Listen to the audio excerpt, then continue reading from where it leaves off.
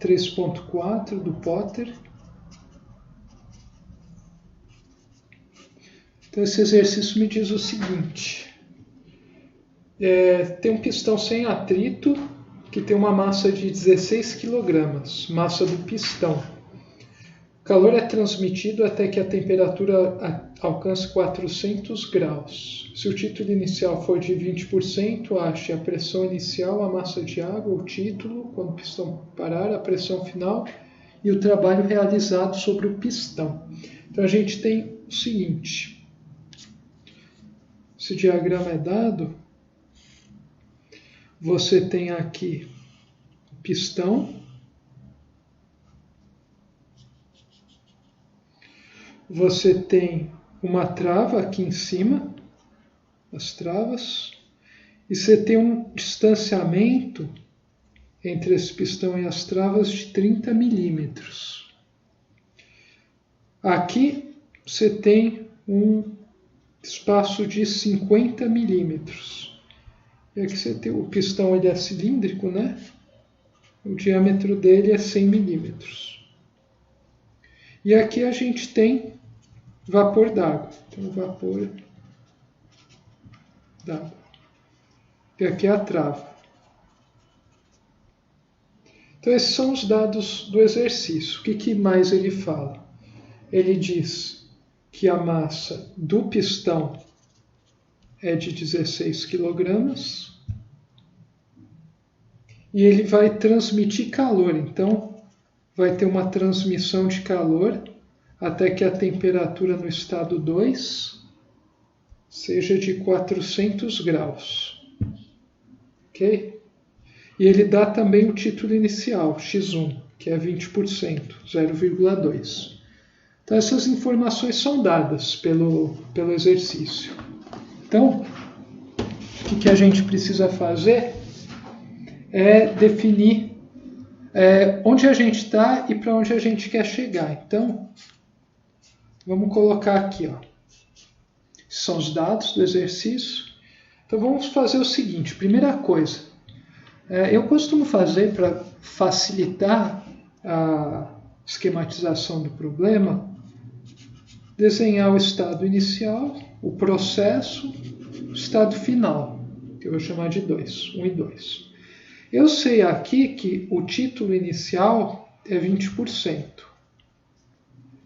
Eu sei que a temperatura final é 400 graus Celsius. E eu sei que eu estou injetando calor nesse sistema.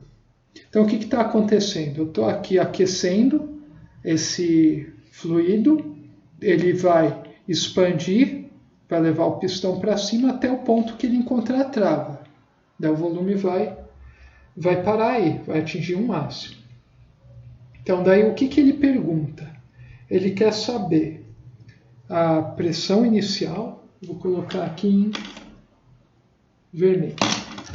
Ele vai querer saber a pressão inicial, ele quer saber o trabalho, 1, 2, trabalho do processo, o título final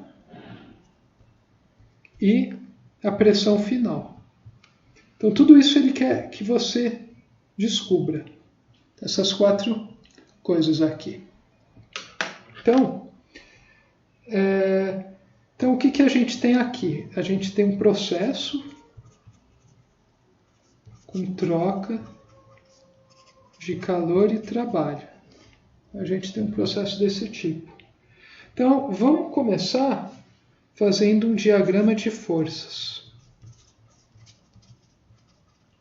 Então, a gente conhece lá da mecânica o seguinte. A gente tem o sólido, que no caso é o pistão. E quais são as forças que estão agindo no pistão? Bom, a gente tem a pressão atmosférica, que vai causar uma força nessa área. A gente tem também uma outra força-peso, que eu vou chamar de G, para não confundir, W, que é o que? A massa do pistão vezes a aceleração da gravidade dividido pela área do pistão. Na verdade, isso aqui é uma pressão, perdão. Falei força, mas é pressão. É uma pressão ocasionada pelo peso do pistão. Então eu vou chamar de P mesmo. Então isso é igual ao peso do pistão, né? Força-peso dividido pela área do pistão. E aqui embaixo a gente tem a força causada pelo gás, né? O gás exerce pressão. Tá aqui uma forças de fluidos, né? E aqui a força-peso. Então essas são as forças que estão atuando no pistão.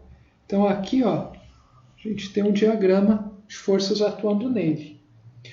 Mas a gente sabe que esse pistão ele está em repouso. E quando ele estiver em movimento, ele não vai estar acelerando. Ele vai adquirir uma velocidade e vai permanecer subindo constantemente. Isso a gente está assumindo. Então, eu posso falar, nesse caso, fazer uma equação de equilíbrio do seguinte tipo. Posso dizer que essa P1 é igual a essa P atmosférica mais a pressão ocasionada pela força-peso. Então, isso é o que a gente tem. Se a gente fizer essa conta, a gente vai ter 101,3 mais 16 quilos vezes 9,81 metros por segundo ao quadrado dividido por área do pistão. Ele deu o diâmetro do pistão aqui. Se vocês calcularem usando a fórmula πd ao quadrado sobre 4, vocês vão chegar ao valor da área do pistão, que é 7,8539 vezes 10 elevado a menos 3 metros quadrados. Então, com isso, a gente descobre que a nossa pressão P1 é aproximadamente 121,28 quilopascais. Tá? Só a nossa pressão 1. Então, a gente já resolveu o item A. Ok? Então, a gente já descobriu a pressão inicial, a qual o nosso sistema está sujeito. Então, vamos para o próximo passo. Agora, a gente vai descobrir o item B, que é a gente vai descobrir a massa de gás que tem. Então, qual é a massa? Vamos começar calculando o volume inicial. Então, o volume inicial é igual à área do pistão vezes a altura H1, altura inicial, que é de 50 milímetros. Então, fazendo essas contas, vocês vão ter o que? 7,8539 vezes 10 a menos 3 vezes 50 vezes 10 a menos 3, que é a nossa altura. Estou colocando em metros tudo. Então, com isso, a gente chega num valor de volume inicial aproximadamente de 3,927 vezes 10 a menos 4 metros cúbicos. Então, esse é o volume inicial do sistema. Agora, se a gente for nas tabelas, a gente vai consultar para uma pressão de P1 aproximadamente de 120 quilopascais, que é 0,12 megapascais, a gente vai ter, considerando a tabela de água saturada, gente, né? Porque nessa pressão e temperatura a gente tem água saturada. Então, estou assumindo isso. Então, a gente vai ter um volume da fase líquida de 0,01047 metros cúbicos por quilograma e um volume específico da fase gasosa de 1,428 metros cúbicos por quilograma. Então, a gente vai ter isso consultando a tabela. Então, só para mostrar para vocês, aqui, a gente tem o seguinte. Deixa eu compartilhar a tela e mostrar.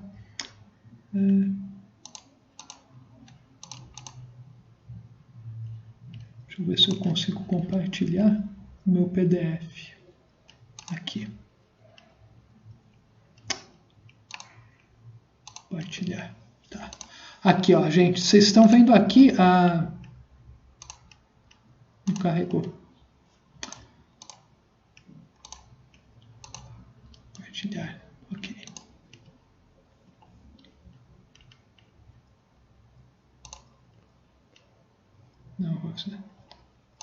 Não, não foi ainda. De novo.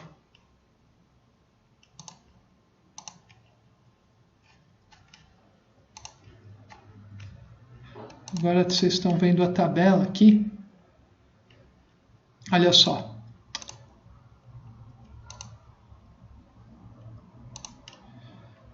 A gente determinou o volume específico da fase líquida e gasosa. Então, no caso, eu tenho uma pressão, eu estou assumindo que eu estou na região saturada. Então, eu tenho uma pressão de 120 kPa. Então, a gente vai ter que ir na tabela do nosso material procurar a substância água saturada. Então, em função da pressão, porque eu tenho uma pressão como com exatidão. Então, eu vou na tabela onde a pressão esteja na primeira coluna, essa aqui. Então, aqui a minha pressão está em quilopascais. Então, eu vou aqui, ó, minha pressão de 120 quilopascais, não tenho exato, né? Por aqui, ó, e daí eu vou pegar esses valores de volume específico. Então, foi isso que foi feito. A gente, como essa tabela não tem o 120, você tem um valor entre 100 e 125, vocês teriam que fazer uma interpolação para encontrar os valores intermediários dessas regiões limítrofes aqui. Então, olha só, a gente está falando dessas duas colunas, gente. Então, vocês vão ter que fazer uma interpolação para chegar naqueles valores que eu encontrei. Vocês percebem que os dois estão entre esses extremos. Então, daí, feito isso, vou voltar aqui para a nossa tela. Eu pego, então, esses dois valores aqui, de volumes específicos. Eu tenho o título no estado 1, então agora eu vou determinar o volume específico do estado 1 como um todo. Então, vamos lá. Então, o que a gente tem? A gente tem que o volume específico é o volume da fase líquida, mais o título, vezes o volume da fase gasosa, menos o volume da fase líquida, gente. Isso aqui é a equação, né? Então, se vocês substituírem os valores que eu coloquei aqui, vocês vão chegar ao valor de 0,2864376 metros cúbicos por quilograma. Então, esse é o volume específico do fluido no estado 1. Então, esse é o volume no estado 1. Agora, como é que eu vou determinar a massa de volume no estado 1? Ora, a gente conhece a expressão que relaciona o volume específico, o volume e a massa de um gás. Como um gás está confinado, eu posso usar essa relação. Então, o que eu vou ter aqui? Se eu isolar a massa, que vai ser igual nos dois estados, posso falar que é uma relação entre o volume total 1 e o volume específico 1. Ok? Então, esses dois valores eu tenho, né? Por quê? Eu tenho o volume inicial, né? É a área do pistão vezes aquela altura, que é isso aqui, ó. Área do pistão vezes essa altura. Então, eu tenho o volume inicial do meu sistema. E eu acabei de calcular meu volume específico inicial. Então, se eu for aplicar isso, eu vou chegar a um valor de massa, 3,927 vezes 10 a menos 4, dividido por 0,2864376. Isso dá uma massa 1,37 gramas. Então, esse é o item B. Então, isso é a quantidade de massa de vapor de água, fase líquida e gasosa, que a gente tem no nosso cilindro. Ok? Esse foi o item B. Agora, outra pergunta. Ele quer descobrir também a pressão, né? Pressão 2. Então, vamos lá. para descobrir a pressão 2, a gente vai ter que chegar no estado 2. No estado 2, a temperatura é de 400 graus Celsius. Isso eu sei. Eu sei também que a constante do meu gás, que no caso é água, é 0,4615 kJ por quilograma vezes Kelvin. E esse 400 graus em Kelvin é 673. Então, isso é o que eu tenho. Como é que eu vou descobrir essa pressão, então? Eu vou aplicar a equação do gás ideal. Então, fazendo isso, tenho que a pressão 2 é igual a quê? A massa vezes a constante vezes temperatura 2 dividido por volume específico 2 vezes volume total 2.